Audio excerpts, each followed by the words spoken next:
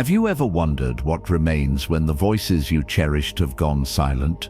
When the familiar laughter of old friends dissolves into memory, the heart stirs with a longing that feels almost too vast to touch. In the hush that follows, a person often stands on the threshold of loneliness and something deeper, an unexpected invitation to discover the sacred stillness within. Among those who have lived many decades, there is a secret known too well. Life is a procession of arrivals and departures. Faces that once defined our happiest seasons vanish into the distance, not because we stopped loving them, but because everything in this world is shaped by impermanence. In Buddhist thought, this ceaseless dance of coming together and drifting apart is not a tragedy to resist, but a lesson to honor.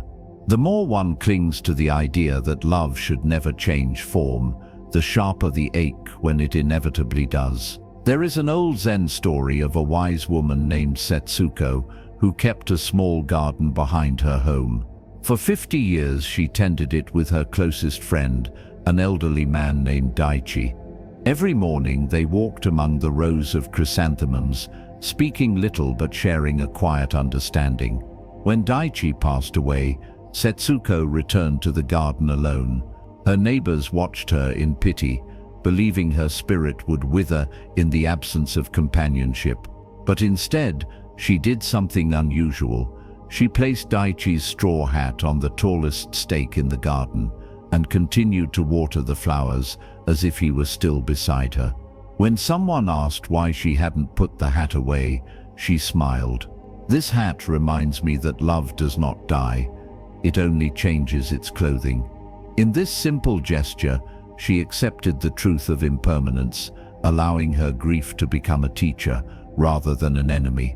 If you close your eyes, you might see an image of your own, a familiar hand reaching for yours across a kitchen table, a voice calling your name with affection that once made you feel whole. These memories are not illusions to be dismissed. They are gentle echoes of connection, reminding you that your heart was built to feel deeply. Yet Buddhist wisdom teaches that even the most precious bonds must eventually loosen their grip so that we may return to ourselves. Imagine, too, the quiet courage of an older man who lost his lifelong companion after 40 years of shared sunrises. For months, he could not bear to enter the bedroom they once shared. One day, he lit a single candle and sat in the doorway. He stayed there until the morning light crept across the floor. In that stillness, he realized he was not truly alone. The love they had nurtured remained like a fragrance in the air, subtle, invisible, and unbroken by absence. In this moment, he learned that healing does not mean erasing what was lost. It means softening around the emptiness, so it no longer feels like a wound. If you find yourself standing in the quiet aftermath of losing a friend, consider this. What would it feel like to let your sorrow be your teacher? What if you could honor the shape of your longing without demanding that it disappear? In the philosophy of Buddhism, loneliness can be transformed into a fertile ground for compassion. When you breathe into the ache, you begin to understand that nothing is ever truly yours to keep, not the people you love, nor the youth you once wore so easily. This understanding does not diminish the beauty of your memories. It simply returns you to the only place where peace can grow, the present moment.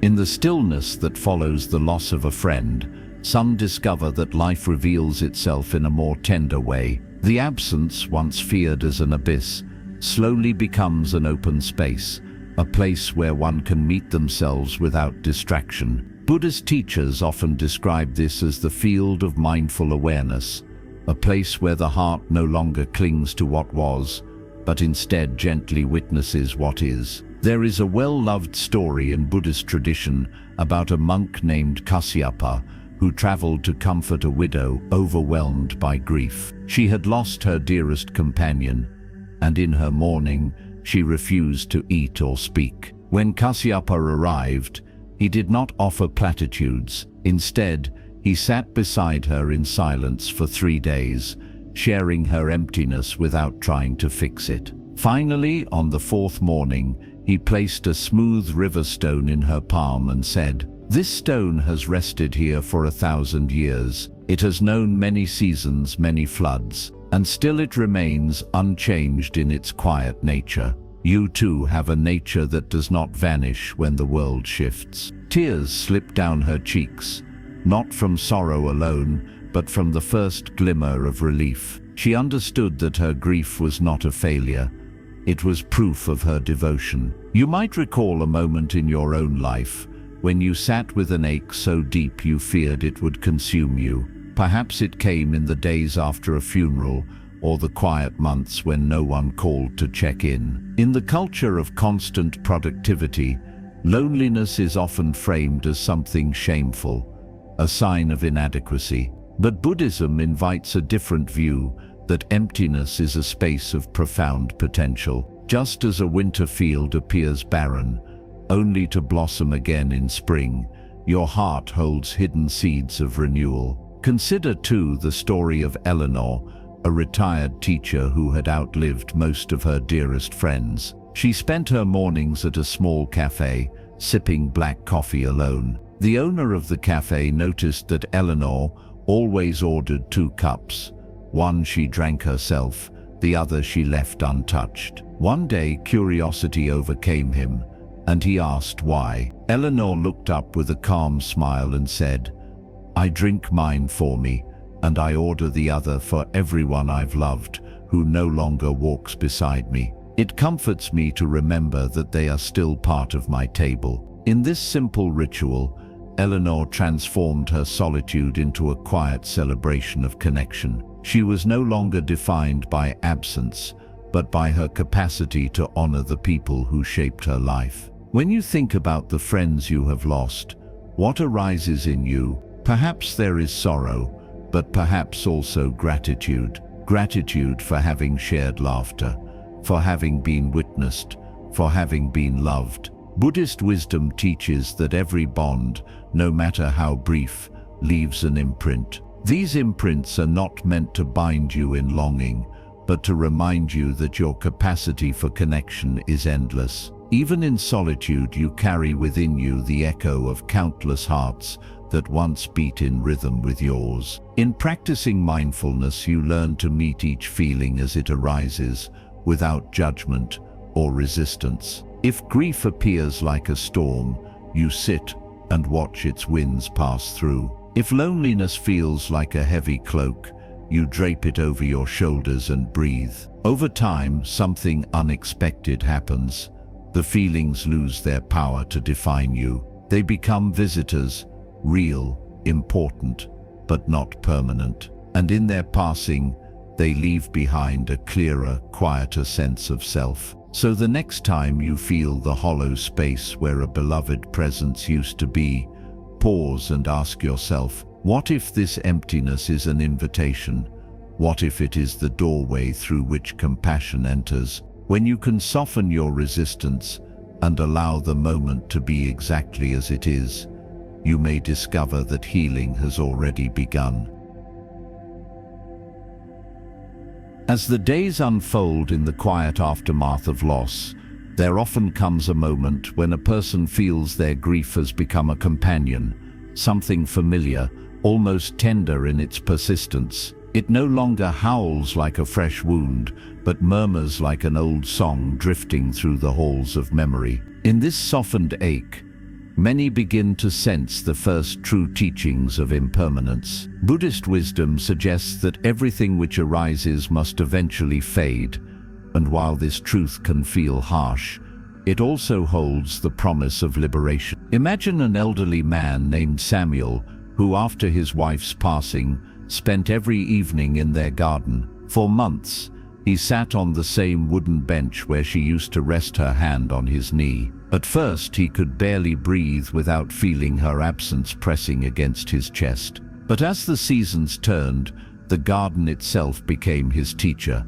He noticed how the roses bloomed and withered, how the sparrows returned each spring without fail. One afternoon, as he watched the petals drift to the ground, he understood that love was never something to possess. It was something to witness, to nurture, and eventually to release. In that moment, the garden offered him a lesson no sermon ever could.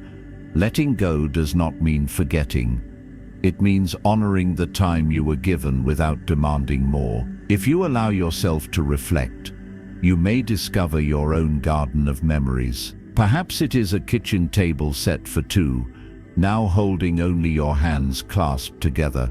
Perhaps it is the sound of a voice that once called you home. These recollections are not chains to keep you anchored in longing. They are lanterns, illuminating the truth that nothing in this world stands still. The very fact that love can fade reminds you how precious it was to have it at all. Buddhist teachers often speak of the river, a metaphor for the ever-changing nature of life. A Zen master once took his students to a stream and asked them to describe what they saw. Some spoke of the rippling surface, others of the stones beneath. But one student quietly said, "I see that no drop of water ever stays the same." The master nodded. And so it is with every moment of your life. Just as you cannot step into the same river twice, you cannot return to the same day, the same relationship, or the same version of yourself. While this realization can bring sorrow, it also brings clarity. Every experience is a gift precisely because it is temporary. If you sit quietly with this understanding, you may feel something soften in you. The fear that you are alone forever begins to loosen its hold. The anxiety that nothing new will ever come to fill the emptiness loses its sharpness. Instead, there is a gentle curiosity. Who am I now, without the familiar faces that once defined me? This question does not need an immediate answer. In Buddhism, simply asking it is an act of courage. It is a sign that your heart is ready to open again. Consider the story of Mary, who lost her closest friend, Ruth, after 40 years of companionship. They had spoken every morning over coffee, sharing worries, hopes, and memories no one else knew. In the first months after Ruth's passing, Mary felt as though half of her own life had vanished. One evening, she lit a candle and whispered their favorite poem into the quiet kitchen. She did this every night until the words became less an elegy and more a gentle reminder that love remains, even when the body is gone. Over time, Mary noticed she no longer felt only sadness when she thought of Ruth. She felt gratitude too, a warmth that steadied her. The ritual had transformed her loneliness into a space where healing could grow. If you are carrying the weight of a similar emptiness, know this: nothing you have loved is ever truly lost. It lives in the way you remember, in the kindness you offer others, in the courage that grows when you allow yourself to feel everything without turning away. The heart was never designed to stay unbroken. Its cracks are what let the light in. There comes a day when even the deepest grief begins to shift, not because it disappears, but because you have learned to sit beside it without fear. This quiet acceptance does not mean you no longer care. It means you have discovered the space inside yourself that can hold both love and loss at once. In Buddhism, this spaciousness is called equanimity, a steady, open heart that remains untouched by the storms of attachment and aversion. You might remember a moment when you first glimpsed this capacity within you. Perhaps it was an afternoon when you looked at an old photograph and instead of weeping, you felt a soft smile form on your lips. The sorrow was still there, but it no longer defined the entire landscape of your being. Instead, it rested alongside gratitude, like two old friends sitting together in the same room. There is a Zen story about a monk who asked his master, "How can I ever be free from my loneliness?" The master replied, "First, learn to love it as you would a small child who is frightened. When you stop wishing it away, you will see it for what it truly is, a teacher in disguise. These words are not meant to minimize the ache that arises when you lose someone who mattered.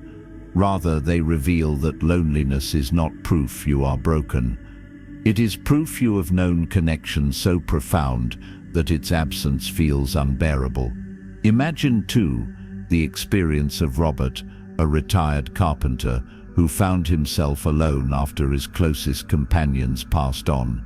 For years, he avoided the local park where he and his friends used to gather each Sunday morning. One spring afternoon, he decided to go anyway. He sat on the same worn bench under the oak tree. At first, the emptiness pressed hard against his ribs, but as he watched the children playing and the dogs chasing one another through the grass, something in him began to relax. The world had not ended with his loss. It was simply different in that realization. Robert felt a quiet kind of belonging return, not to the past but to the life still unfolding around him. If you find yourself avoiding the places you once shared with those you loved, ask yourself, what would it feel like to return without expecting them to appear? What if you could simply be present, letting the memories come and go like clouds across a blue sky? This is the practice of mindfulness, not to erase longing, but to hold it gently, without being consumed.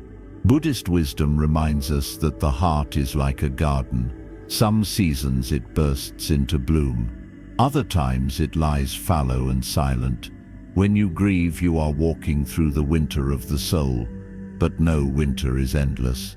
Slowly, almost imperceptibly, small signs of life emerge. New friendships, quiet joys, moments of ease you never thought you would feel again. Healing is not a single event. It is 1,000 small choices to remain open even when it hurts. Consider the image of an old stone well. For decades, villagers came to draw water. One day a traveler arrived and peered into its darkness. He asked the caretaker, "How do you know the well has not gone dry?" The caretaker smiled and replied, "Because even when I cannot see the water, I trust it is there waiting to rise again." In much the same way, your own capacity to love and be loved remains, even when it feels hidden by grief. Trust that it will return in time. As you grow older, you may notice how the world seems to speed up around you, but your heart need not rush to keep pace. In the spacious rhythm of late life, there is permission to slow down, to savor the sweetness of a single memory, to grieve without shame. This slowing is not a failure, it is a gift.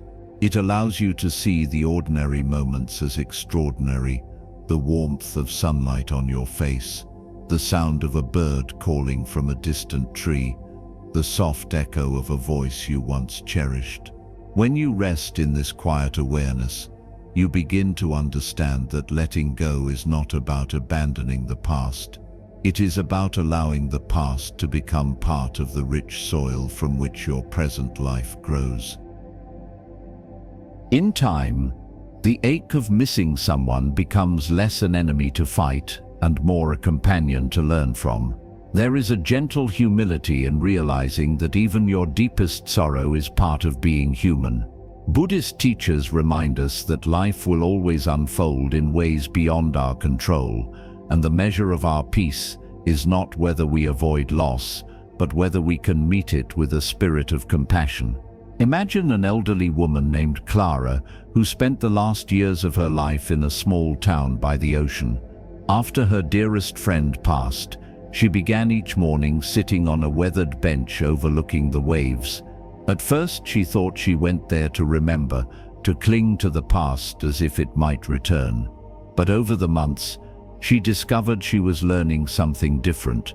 She was learning how to be present with her own heart. The tide rose and fell, the gulls called out and disappeared over the horizon. Each day looked much the same, but inside her a quiet transformation took place. She began to understand that the loneliness she feared was not proof of her emptiness. It was evidence of how deeply she had cared. If you close your eyes, you might sense something similar in yourself, a tender ache that holds both the sorrow of absence and the sweetness of memory. This is the paradox of love. It does not end when the other person is gone. It simply changes shape, finding its way into the silent spaces of your life. There is a story from the Buddha's time about a woman named Kisa Gotami. Her child died suddenly, and in her anguish, she carried the little body from house to house, begging for someone to bring him back to life. Finally, a kind neighbor directed her to the Buddha. When she pleaded with him for a miracle, he said, "Go to every home in the village and bring me a mustard seed from any house that has never known death." She searched all day, but every door she knocked on came with its own tale of loss. By nightfall, she understood that death touches every family, every life. In her grief, she was not alone, but part of a vast human story. With this realization, she laid her child to rest and began her journey toward healing. You too are part of that story. The details may differ, the names, the places, the span of years, but the essence is the same. To love is to risk heartbreak. To live is to accept that no one remains forever. Yet in this fragile arrangement lies the possibility of profound freedom. When you stop demanding that life protect you from sorrow, you discover the resilience already inside you. Consider a modern example, a man named Harold who spent 50 years married to the same woman. After she died, he felt as though his identity had dissolved. For months he woke each morning and reached for her side of the bed, startled every time by the cool emptiness. One day, in an act of quiet bravery, he decided to cook her favorite soup, something he had never prepared alone. As he chopped the vegetables, he began to hum the tune she used to sing while stirring the pot. By the time the soup was simmering, he felt her presence so vividly he had to sit down. In that moment, Harold discovered a truth that would stay with him. Love is not bound to the body. It is carried in every ordinary act of remembrance. If you are wondering how to move forward when old friends are gone, consider what it would feel like to turn toward your sorrow rather than away. What if, instead of resisting the ache, you welcomed it as evidence of a life fully lived? When you allow your grief to soften rather than harden you, you begin to see the impermanence of all things as something sacred, not cruel. In the quiet hours of the day, when you feel the pull of memory strongest, you might try this simple practice. Place your hand over your heart, close your eyes and breathe. Imagine the faces of those you've loved, one by one. As each appears, silently thank them for the gifts they left behind, the laughter, the lessons, the moments of shared silence. Then let the image fade, trusting that nothing essential is ever truly lost. This is the heart of Buddhist wisdom.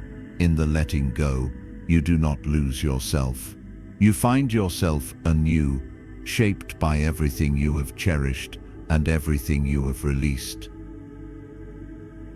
As the seasons turn and your life continues its quiet unfolding, there may be mornings when the ache of absence surprises you again. Even after years have passed, the memory of an old friend can arrive unannounced, a familiar scent in the air, a melody drifting through an open window, a sudden recollection of laughter that once filled your kitchen. In these moments, it is easy to believe you have gone backward, that you have somehow failed to heal. But Buddhism teaches that grief is not a straight road with a final destination. It is a path that curves back upon itself, offering many chances to learn the art of acceptance. There is a Zen parable about a young monk who asked his teacher why the same sorrows kept returning, no matter how much he meditated. The teacher poured a cup of tea until it overflowed onto the table. "See how the cup cannot hold more?"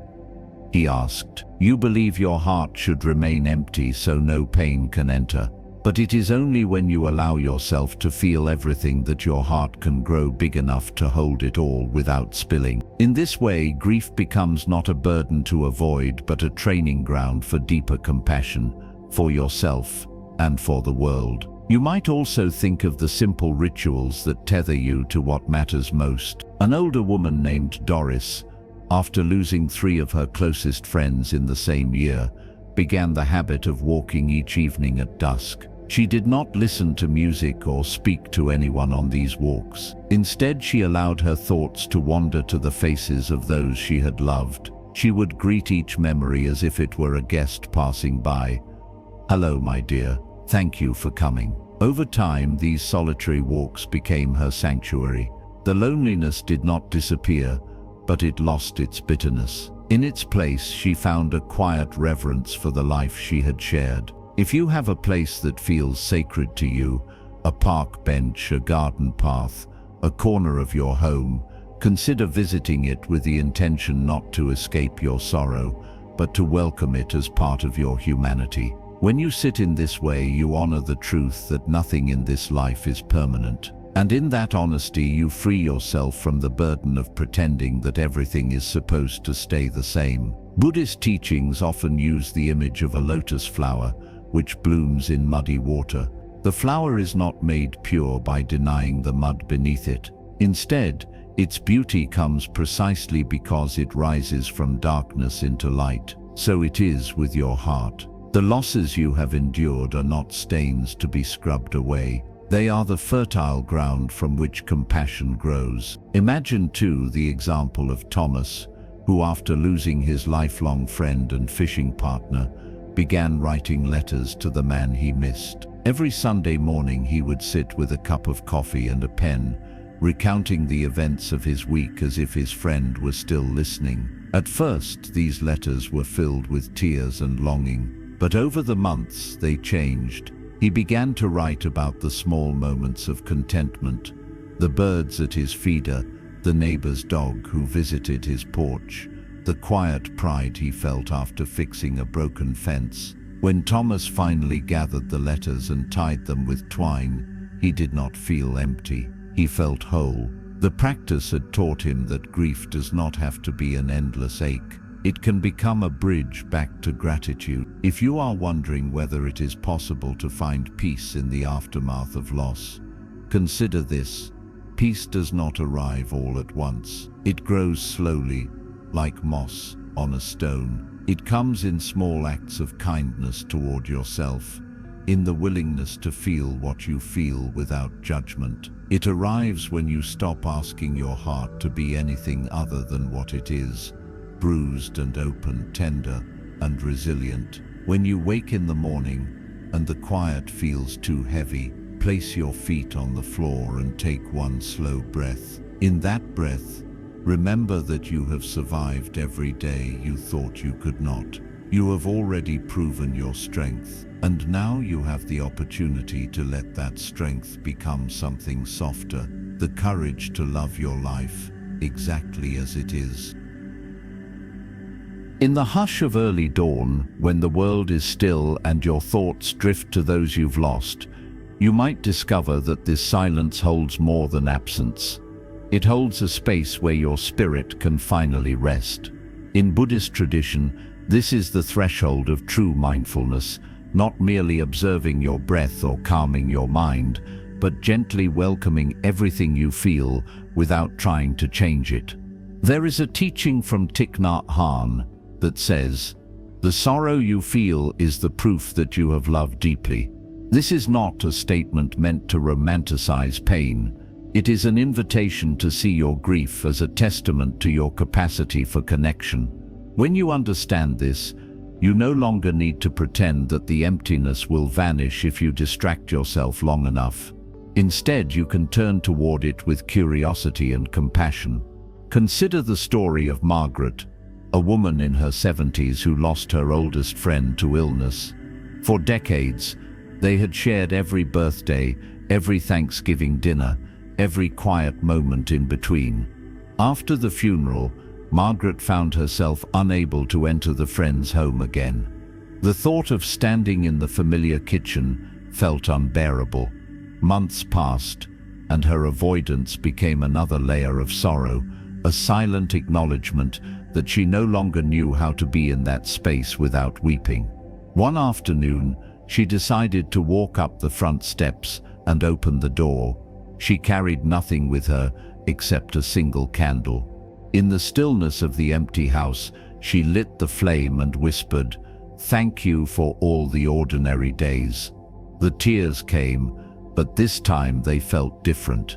They were not only tears of grief, they were tears of gratitude for a bond that shaped her life.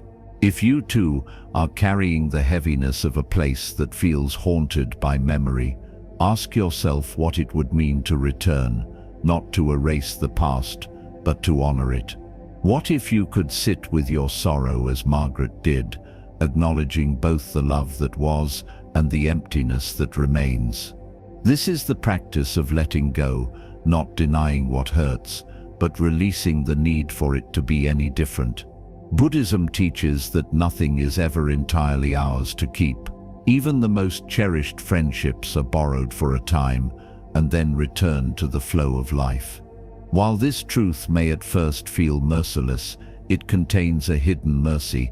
If everything changes, then so too will your pain. No feeling remains fixed forever. Like the tide that recedes and returns, your loneliness will come and go, sometimes fierce, sometimes quiet. Your only task is to meet it with openness.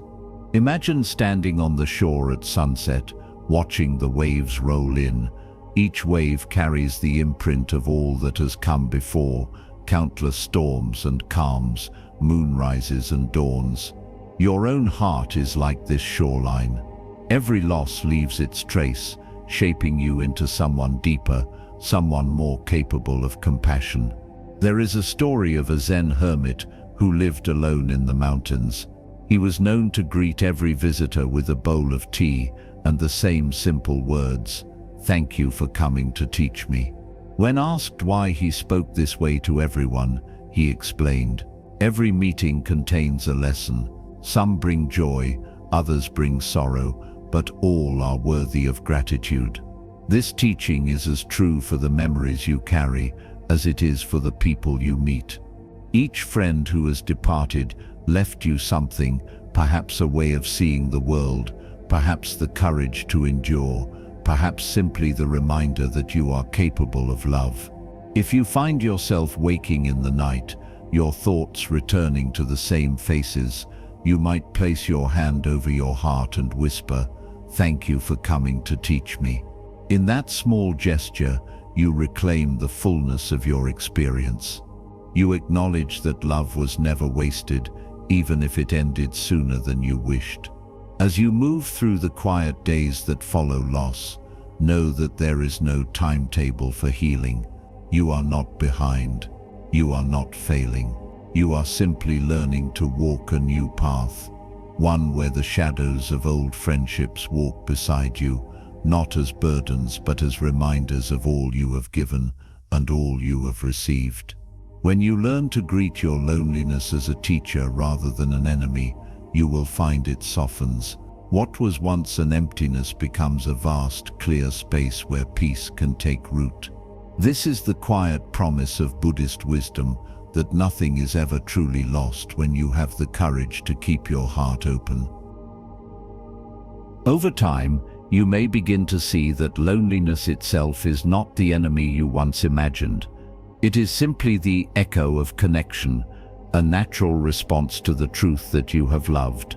When you hold this understanding gently, something in you relaxes. You no longer feel the same urgency to fill every silence with noise or every empty hour with distraction. Instead, you learn to let the quiet moments unfold, trusting that they too belong. There is a story of an old Buddhist nun who spent the last years of her life in a small cottage on the edge of a forest. Each morning before dawn, she would sweep the path leading to her door, even though few visitors ever came. When asked why she bothered with this daily ritual, she replied, "I am preparing the way in case someone needs comfort." In time, she realized that she was also preparing the way for herself. The simple act of sweeping became her meditation, a practice of tending to the space around her as lovingly as she tended to the space within. If you have ever felt that your days have lost their purpose because friends are no longer here to share them, consider the possibility that purpose has not disappeared. It has simply changed its shape. Now, perhaps, it waits in the small acts of devotion that no one else sees, the tending of a garden, the preparation of a meal, the quiet gratitude whispered to the morning light. These gestures are not insignificant. They are the threads that weave meaning back into your days. You might also remember a time when you sat across from someone you loved and realized, even then, that the moment was slipping away. Perhaps you tried to hold on tighter, to make the memory last. But life moves forward no matter how we cling. Buddhism teaches that this is not a flaw in the design. It is the design. When you accept this impermanence, you free yourself to appreciate each encounter fully, knowing it will never come again in quite the same way. Consider Henry, who lost his closest companion just after they retired. For months he closed himself off, believing that no new friendship could ever compare. One afternoon, his neighbor, a woman he barely knew, invited him to join her on her porch for coffee. He almost declined, but something in her warm smile softened his resistance. They sat together in easy conversation, the afternoon sun casting long shadows across the floorboards. In that simple hour, Henry felt something he hadn't in a long time, the lightness of being seen. Later he reflected that this small gesture had opened a door he thought was locked forever. If you are wondering whether your heart has the capacity to open again, trust that it does. Just as spring follows even the longest winter, life has a way of renewing itself in ways you cannot predict. You do not need to force this renewal. You need only to be willing to remain present, to keep showing up for the quiet rituals of your days, to keep saying yes when invitations appear. Buddhist wisdom suggests that the seeds of healing are already within you, waiting for the conditions that will allow them to grow. You do not have to look far or strive harder. Instead, you can begin right where you are, by offering yourself the same compassion you once so freely gave to others. In the moments when loneliness feels most acute, try placing both hands over your heart. Take a slow breath, and as you exhale, whisper to yourself, "This too is part of my path." In that simple acknowledgement, you affirm that nothing you feel is wrong or unworthy. Everything belongs. The practice of letting go is not a single moment of release. It is a lifetime of remembering and softening, of allowing each memory to arrive and leave in its own time. You do not have to banish longing or pretend you are unaffected by loss. Instead, you can learn to welcome it as a teacher that shows you how vast your heart has become. If you look honestly, you will see that your life has always been a tapestry of arrivals and departures, joys and sorrows, beginnings and endings. Each thread is necessary, each thread is sacred. And even now, as you walk this quieter road, you are still weaving something beautiful, something no loss can ever take away. When you trust this, you may find that what once felt like emptiness is simply spaciousness, waiting to be filled with new understanding, new connection, and the quiet grace of simply being alive. In the later seasons of life, when the faces around you begin to change or disappear, it is natural to wonder whether you are destined to walk the remaining path alone. But in Buddhist thought, there is no true solitude, because you carry within you the imprint of every being you have ever loved. Each word exchanged, each shared silence, each act of kindness leaves a trace on the heart that cannot be erased by time or distance. Imagine for a moment that your memories are like a field of lanterns, each one flickering with the light of a connection that once brought you joy. Some lanterns burn brightly, their glow steady and familiar. Others have dimmed to a soft ember, but all of them remain, illuminating the truth that you have never moved through this life untouched. You have been shaped and softened by countless moments of belonging. Even in the quietest hours, those lights are still here, shining inside you. There is a story of a Zen master who, upon hearing that his oldest friend had died, sat alone in his meditation hall for 3 days. When his students finally came to check on him, they expected to find him deep in sorrow. Instead, he was smiling softly. One student asked, "Master, how can you be at peace when your friend has gone?" The old teacher replied, "Because he has not gone. He has simply returned to the same place we all come from. Now he lives in the space between each breath." You too can learn to sense the presence of those you have loved in the small spaces of your day. In the quiet before dawn, in the hush that follows a familiar song, in the warmth of a memory that comes unbidden, there they are, not in the old forms you knew, but in the deeper truth of connection that transcends form altogether. Consider Lillian, who spent much of her retirement caring for her sister during a long illness. After her sister died, Lillian felt unmoored, as if her purpose had evaporated overnight.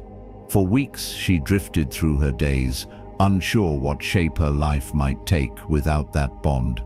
One evening, she lit the same candle she had kept by her sister's bedside and placed it in her living room.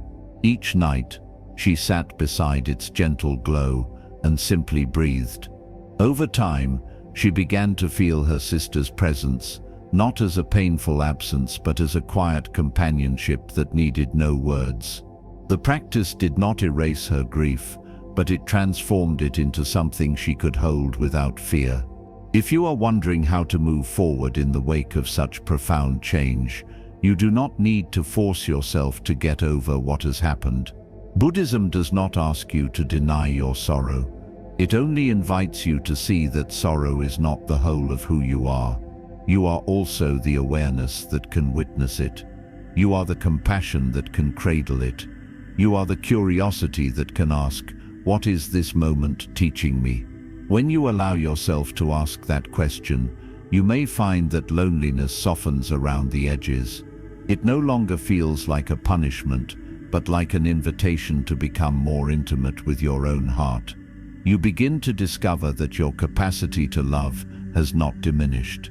It has simply become quieter, more spacious, more attuned to the subtle gifts of each ordinary day. There is a Buddhist saying, "When the heart is ready, the teacher appears." Sometimes that teacher arrives in the form of a person. Other times it arrives as loss itself, showing you that impermanence is not your enemy. It is the hidden source of all beauty, because nothing lasts. Everything matters. Because everything changes, every moment shines brighter. If you ever doubt whether you have the strength to keep going, look back on all you have already survived. Remember the nights you thought you could not endure, the mornings you rose anyway. Each time you chose to stay present, to breathe, to feel, to love despite the risk, you were preparing yourself for this very season. When you open to this understanding, you discover that letting go is not the same as forgetting. Letting go is simply the willingness to meet life as it is, without clinging to how it used to be. It is the choice to honor what was, and to trust that something meaningful still waits ahead. So when the emptiness comes, as it surely will, place your hand over your heart and remind yourself, nothing is wasted. Every love, every loss, every longing has brought you here, to this quiet place where healing can finally take root. In the quiet space you now inhabit, where the voices of old friends have faded and the familiar patterns of your days have shifted, there is an unexpected possibility waiting for you. This possibility is not about replacing what you have lost or pretending that your sorrow no longer matters. It is about learning to trust that your life still holds meaning, even when it looks nothing like the life you once knew. Buddhist wisdom teaches that everything you encounter has the power to awaken you. Every joy, every heartbreak, every hour spent alone is a doorway into a deeper understanding of yourself.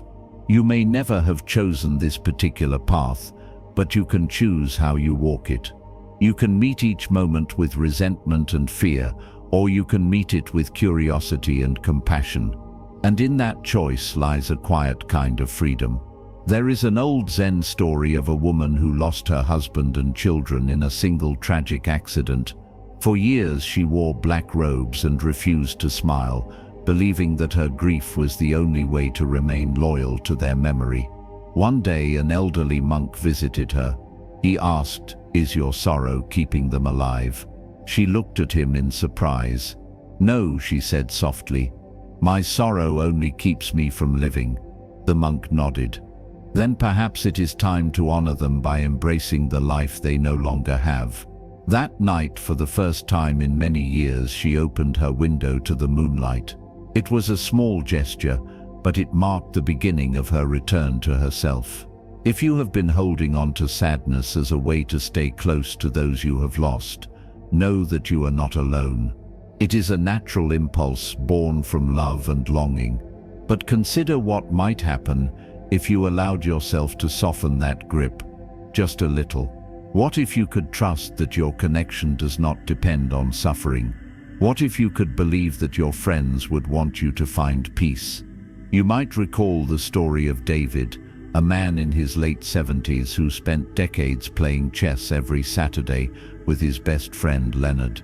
After Leonard's passing, David felt unmoored, unable to bring himself to sit at the chess table alone. One afternoon, his granddaughter asked if he would teach her the game.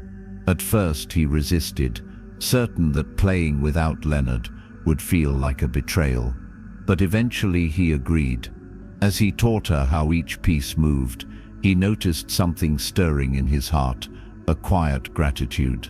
The memories of his friend did not fade. They simply found a new place to live, in the patient instruction of a child, in the laughter they shared over a game that once felt too painful to touch. If you are wondering whether your life can hold new joys without diminishing the old ones, trust that it can. This is the gift of impermanence. Because nothing is fixed, the past is never truly lost. It is transformed. Each time you allow yourself to feel something fresh, you honor the richness of everything that came before. In Buddhist practice, there is a meditation called touching the earth. Practitioners bow low, pressing their palms to the ground in a gesture of humility and surrender. The posture is simple, but it carries a profound message. I am willing to meet life exactly as it is. I am willing to remember that I belong to something larger than my grief. You do not need to perform this ritual outwardly if it does not feel natural. But in your own way, you can practice touching the earth, acknowledging that you are supported by all the experiences, all the loves, all the losses that have brought you here.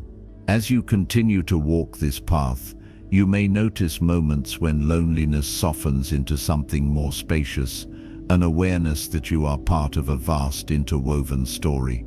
The friends you have lost are still here in the lessons they taught you, in the kindness you extend to others, in the quiet resilience that grows each time you choose to keep your heart open. When you rise in the morning and the day stretches out before you, try to greet it not as an empty page, but as an opportunity to care for yourself with tenderness, to honor what you have survived, to trust that even now you are still becoming. And as you breathe into this possibility, remember your loneliness does not make you less whole. It simply shows you how much your heart has held. In that recognition, you will find a new kind of strength, a strength rooted not in denial, but in the courageous acceptance of all that is impermanent, all that is precious, all that is yours to cherish while it remains. The person who has learned to love themselves no longer fears losing anything.